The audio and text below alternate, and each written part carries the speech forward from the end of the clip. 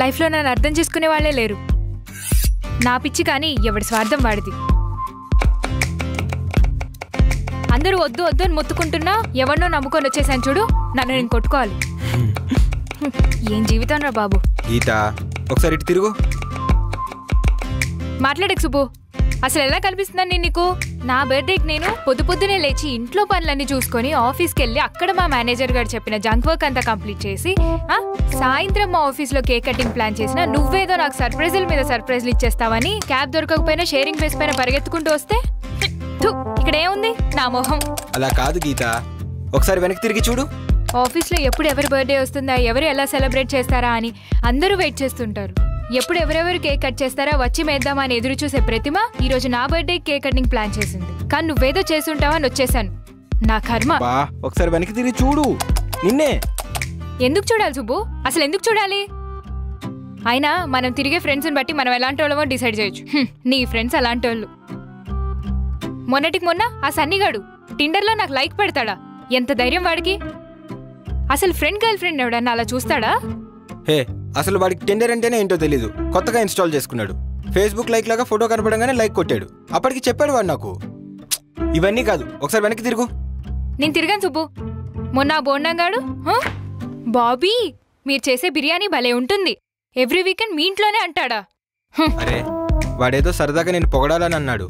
మాట్లాడదు అంటే వాడు అబద్ధం చెప్పాడనేగా? నేను వండిన బిర్యానీ చెత్తగా ఉంటుందనేగా?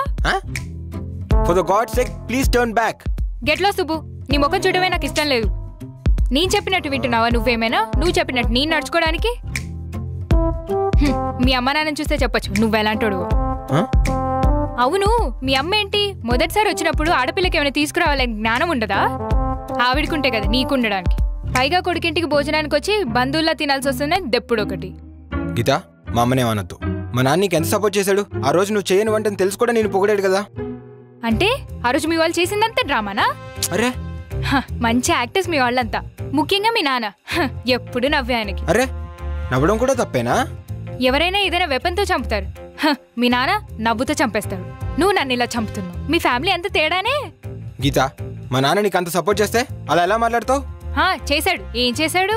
ఎప్పుడు చూసినా తిండికి ముఖం వాచిపోయిన వాళ్ళలాగా ఏం తిందాము ఎప్పుడు తిందాం అనుకుంటూ చేసినవి సరిపోక అడిగడిగి మరీ చేయించుకు తిన్నాడు. Geetha, will you please stop the nonsense and turn around. మా వాళ్ళ గురించి అలా ఎలా అంటావు? నేను ఎప్పుడైనా అంకుల్ గురించి ఏమైనా అన్నానా? నాన్సెన్స్? ఇప్పుడు అలాగే అనిపిస్తుందిలే. అయినా మా వాళ్ళు సరిగ్గా ఉంటే మీ వాళ్ళని అనుకోని ఏం లాభంలే. మా నాన్న ఎప్పుడు కూతురు అది చేస్తుంది ఇది చేస్తుంది అది తింటుంది ఇది తాగుతుంది అని చెప్పడమే కానీ అరే ఒకడితో ఉంటుంది వాడు మంచోడా చెడ్డోడా అని ఆలోచిస్తే కదా. ఎలా ఆలోచిస్తాడు? అసలు బుర్రుంటే కదా. Enough Geetha, stop it. ఒకసారి వెనక్కి తిరిగి చూడమన్నానా? చిపో, మాట్లాడక నాతో. అసలు బుద్ధి జ్ఞానం ఉందా నీకు? ఒక పిల్ల మనల్ని నమ్మొచ్చిందే, ఆ పిల్లని కష్టపెట్టకుండా చూసుకుందామని ఇంగిత జ్ఞానం ఉందా? నా రాత అలా ఉంటే ఎవడేం చేస్తాడు? గీత, ఒకసారి వెనక్కి తిరిగి చూస్తావా? నేను చూడు. నువ్వు చూడాలి చూడాలి చూడాలి. ఏంటి? అమ్మా, అందరూ రండమ్మా.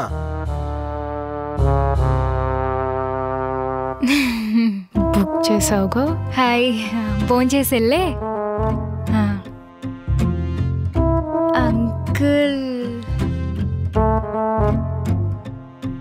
దేవుడా నానా మీరు కూడా నీకుందిరే. వీడు కూడానా? Happy birthday.